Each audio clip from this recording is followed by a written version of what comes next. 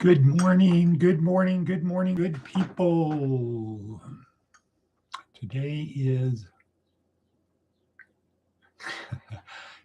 Sunday, March 1st.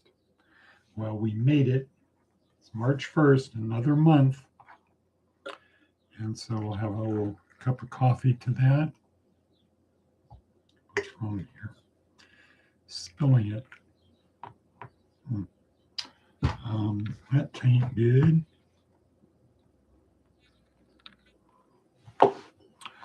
Sunday, March 1st, 2026. Day 2 of the, I'm going to call it the invasion of Iran, the start of regime change, the crippling of the world's bad actor, the day after the Lincoln Day dinner. Right, so that's what today is, Sunday. It's about 6 o'clock. Here we are in southwestern Nevada, 60 miles west of Las Vegas, 60 miles east of Death Valley, 70 miles south of Area 51, and about 10 miles north, about 15 miles north of the brothels. So that's where we are, hardscrabble.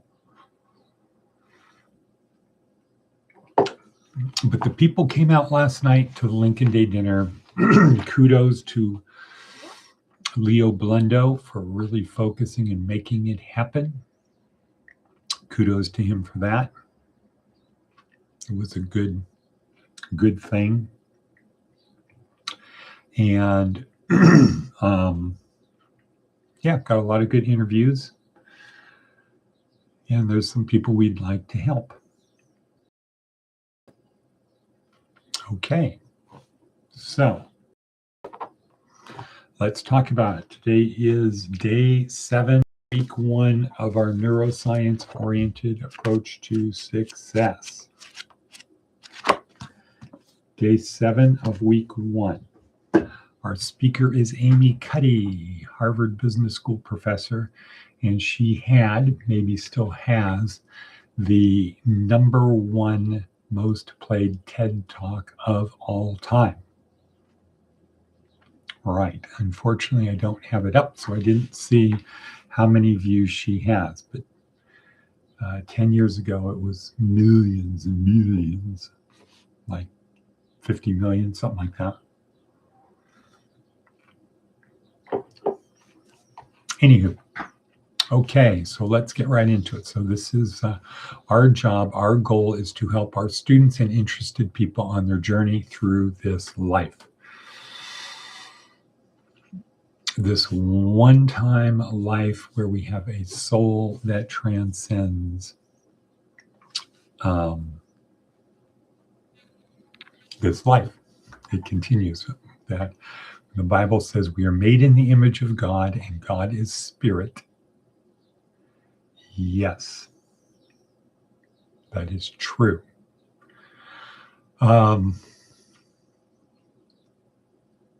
Okay. Yazza, wowza. I'm just thinking about something else right now. Another project. And 2 more weeks, week number 9 and 10. 2 more weeks of school. Right. Okay.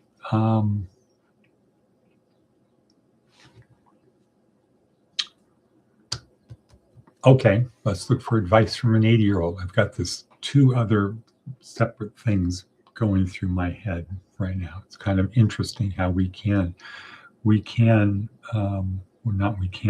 brain is able to focus on more than one thing at a time. Even like if it's playing the piano or a musical instrument, you've got the left hand doing this and the right hand doing this simultaneously. Just training. We perform to the level of our training. Okay, advice from an 80-year-old. Okay, our theme of today is your sloppy body language. Advice from an 80-year-old, have a firm handshake. Okay, so is a handshake body language? Well, it depends what you mean, right?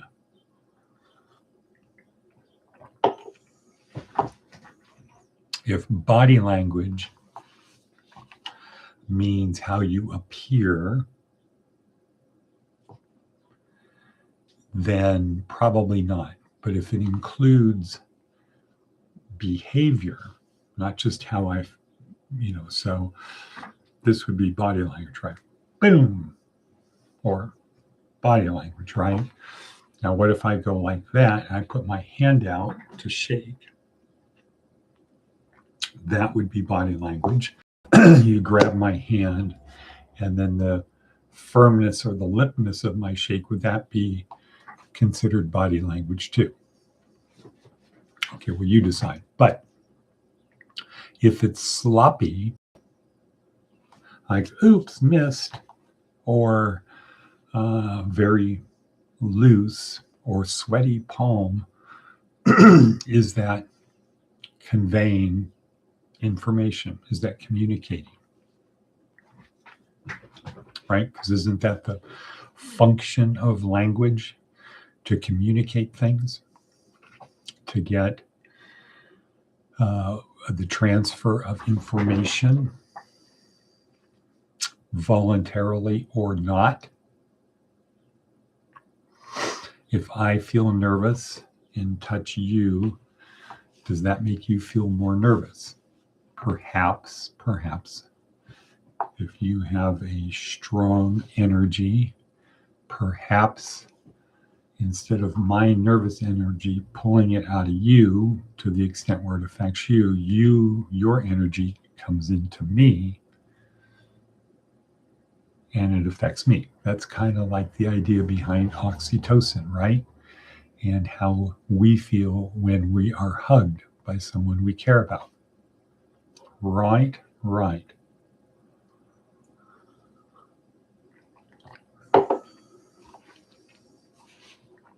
Okay, that's number one. Advice from an 80-year-old, have a firm handshake. Why? Well, if it's body language, we're communicating something. Confidence. I would say that would be number one, confidence. And having a firm handshake means stability, strength, right? Solid. This person is solid. If it's too hard, it could convey, I'll crush you. I am stronger than you, right? Which you might want, but you might not. Right. Okay. How about Seth Godin? What's Seth have to say? AI slop. It's not slop because it was created by an AI. It's slop because it's slop.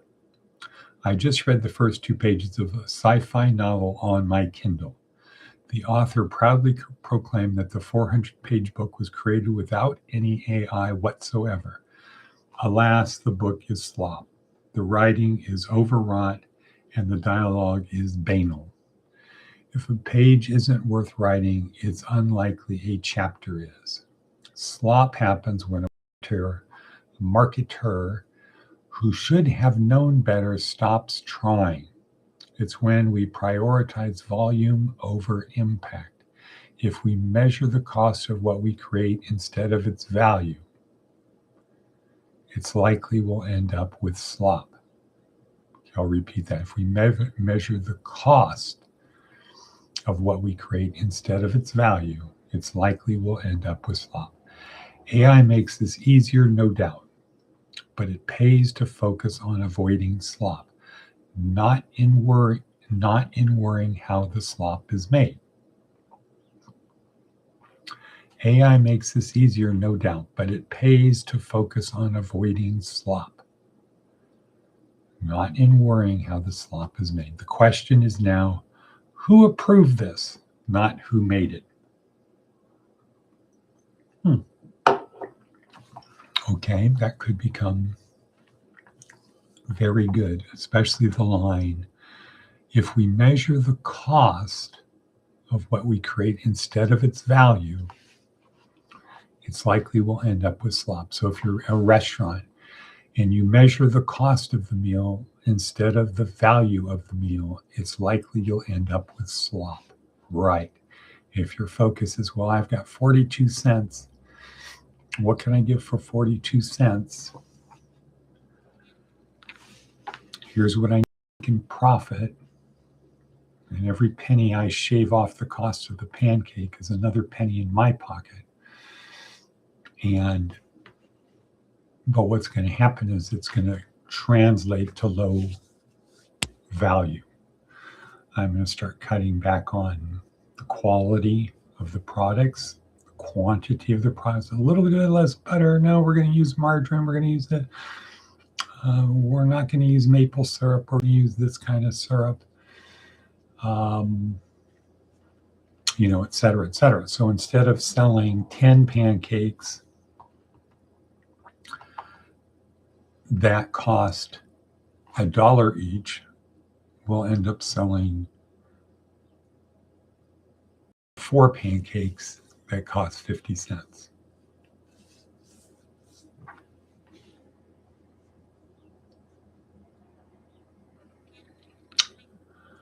Okay, there you have it.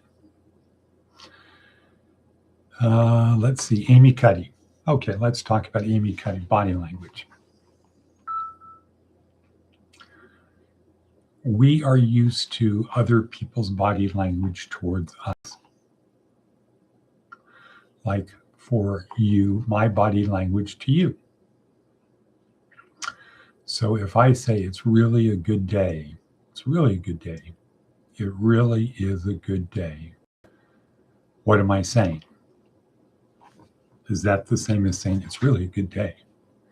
It's really a good day. It's really a good day.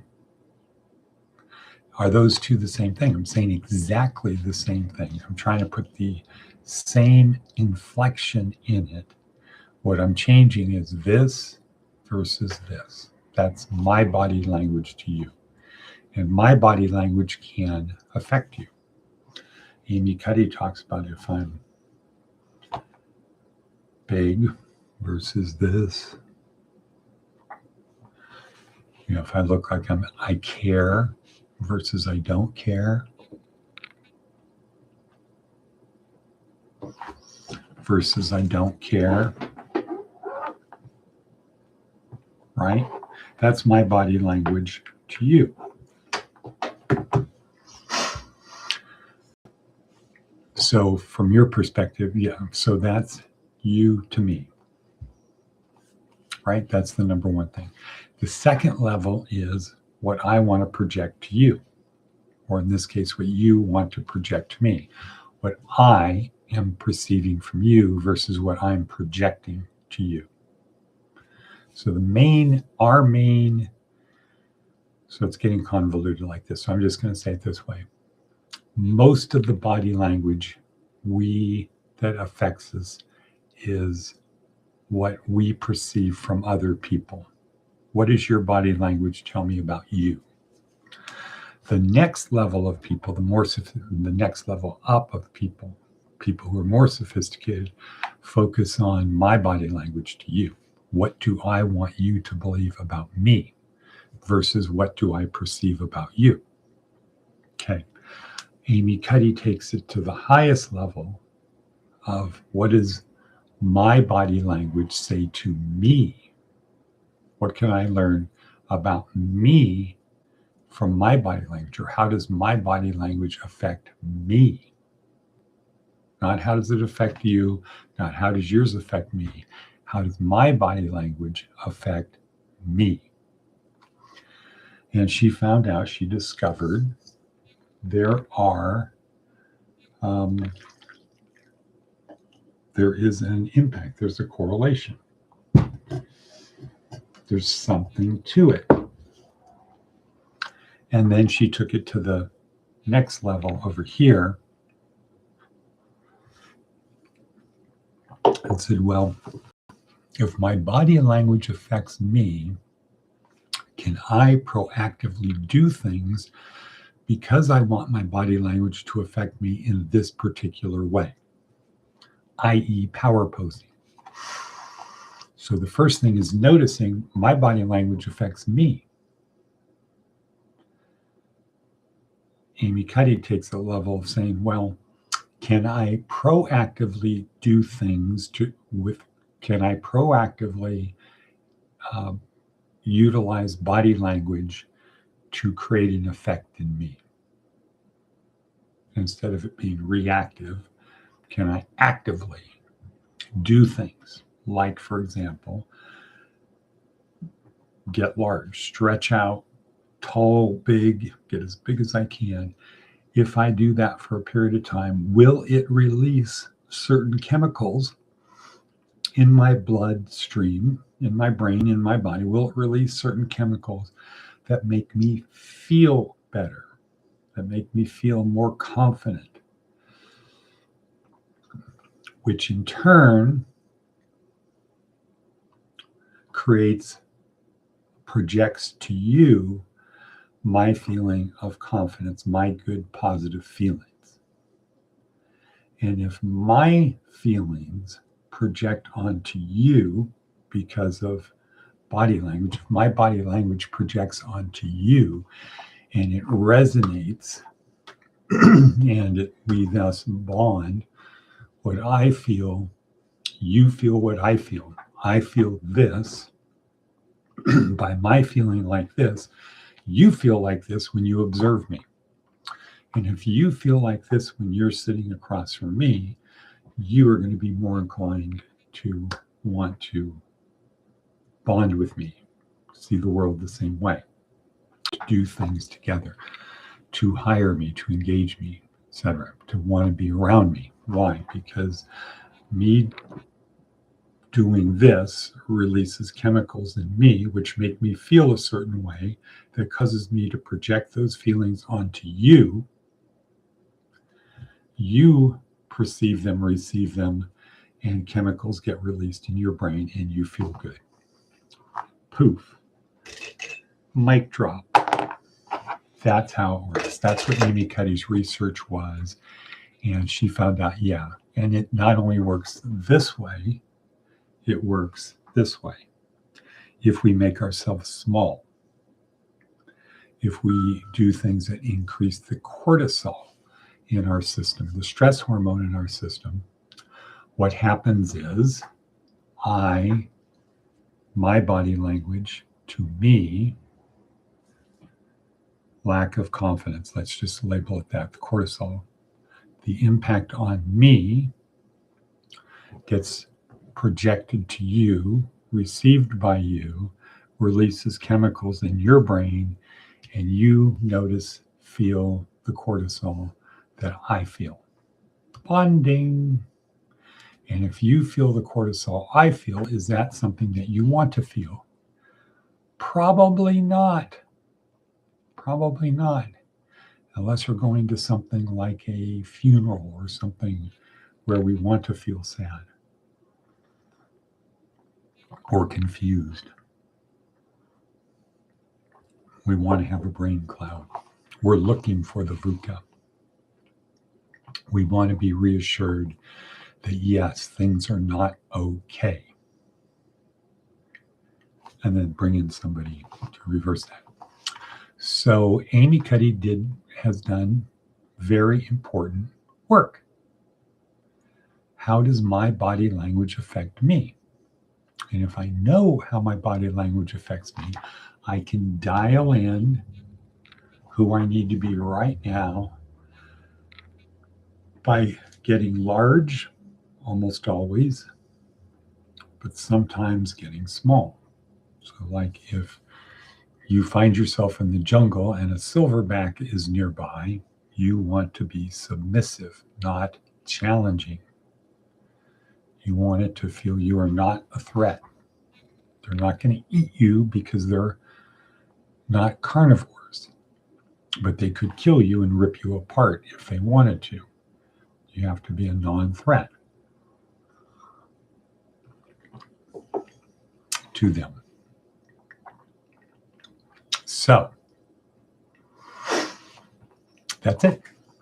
And with that, we're going to say Avita Zane. It's Sunday. Let's all go to church and have a good day. Bonk.